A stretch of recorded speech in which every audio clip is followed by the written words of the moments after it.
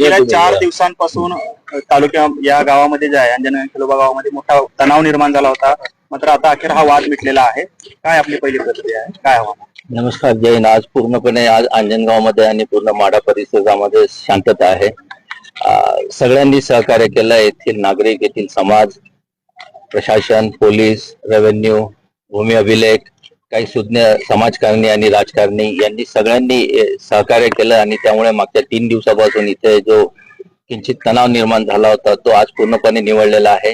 इथे जो वाद निर्माण झाला होता त्याच्यावर तोडगा काढण्यात आलेला आहे आणि कायद्याच्या चौकटीत बसेल अशा प्रकारे त्याचं सोल्युशन काढण्यात आलेलं आहे. यामध्ये अथकपणे माननीय पालकमंत्री आणि इतर माजी आमदार यांनी सुद्धा सहकार्य केलं.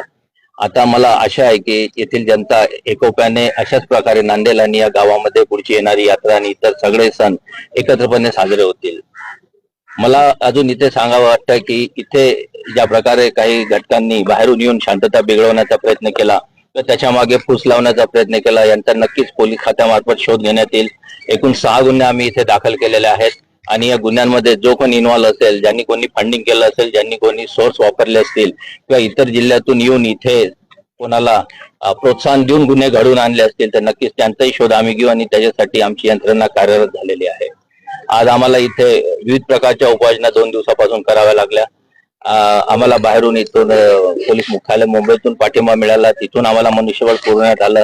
कोल्हापूर रेंजमधून इतर जिल्ह्यातून आम्हाला पोलीस मनुष्यबळ आणि SRPF आणावी लागली, परंतु कोणताही इथे अनुचित प्रकार त्याच्यानंतर घडला नाही, जे सुरुवातीला थोडाफार गैरसमजुतीतून घडला. पण आता इथे पूर्णतः शांतता आहे आणि यापुढे शांतता कायम राहील आणि इथे नागरिक सहकार्य करतील अशी मला पूर्ण आशा आहे. किती जागांवरती गुन्हे दाखल केलेत आणि काय इथे संख्येला महत्व नाही. मी सांगितलं आपल्याला की सुरुवातीला जे काही दगडफेक गेली, शासकीय मालमत्तेचं नुकसान झालं, काही कर्मचारी आमचे जखमी झाले, त्याच्यामध्ये जी काही संख्या निघेल ती आम्ही ठरवलेली आहे ऑलरेडी. जे काही नाव आहेत त्या FIR मध्ये त्याच्यामध्ये सिरियस हल्ल्याचे कलम आहेत, सरकारी मालमत्ता वाहनाचे नुकसान करण्याचे आहे आणि काही विनापरवानगी आंदोलन करण्याचे सुद्धा आहे.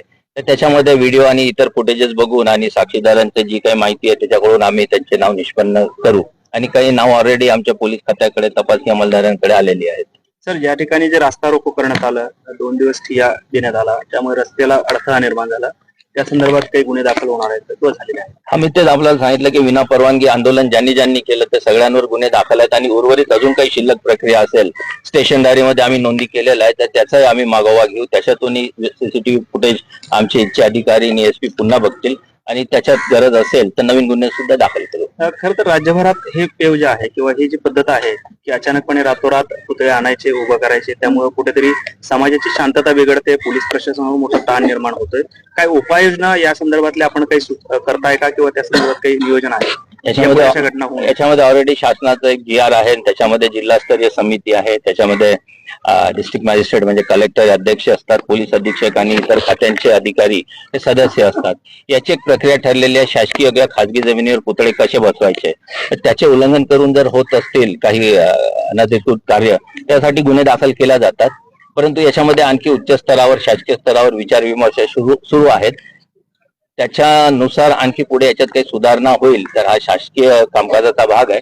परंतु गुन्हे करण्यास मी पूर्वी सांगितल्याप्रमाणे जे काही फंडिंग होत असेल किंवा फूस लावत असतील किंवा शासकीय नियमांना तोडफोड करत असतील तर त्याची वेगळी कारवाई गुन्हे दाखल करून करण्यात येणार आहे आणि असे जे काही याच्या मागे आहेत त्यांचे काही नावं आमच्या सोलापूर जिल्हा पोलीस प्रशासनाला मिळालेले आहेत. सर, ज्यावेळेस पुतळा बसवलं त्यापासून हा सगळा वाद सुरू झालाय. पुतळा बसवणाऱ्यावरती काही गुन्हे दाखल केले जाणार आहेत? आम्ही तुम्हाला सांगितलं की अनधिकृत पुतळ्या प्रकरणी जे गुन्हे दाखल होतात ते झालेले आहेत.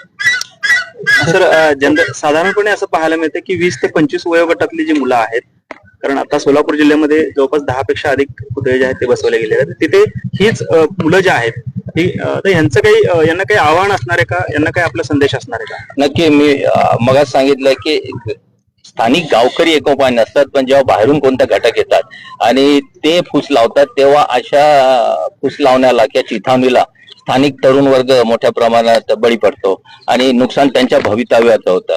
मला हेच नागरिकांना आवाहन करायचं की अशा प्रकारे आपण कायद्याशी खेळू नये किंवा कोणत्याही बेकायदेशीर कृत्यात सहभागी होऊ नये. मी काल जसं या घटनेमध्ये माढा तालुक्यातल्या या गावातल्या सगळ्या समुदायांशी बोललेलो आहे.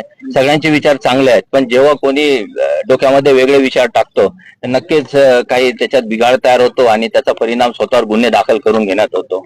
त्यामुळे माझी विनंती आहे की आपण प्रसार माध्यमांनी सुद्धा विधायक कार्याला प्रोत्साहन द्यावे आणि जे कोणी उघडपणे प्रसिद्धी माध्यमावर शिवीगाळ करतात कृपया त्याचं प्रसारण आपण करू नये. आपल्याला विनंती आहे आणि सगळ्या नागरिकांना विनंती आहे. धन्यवाद. जय हिंद.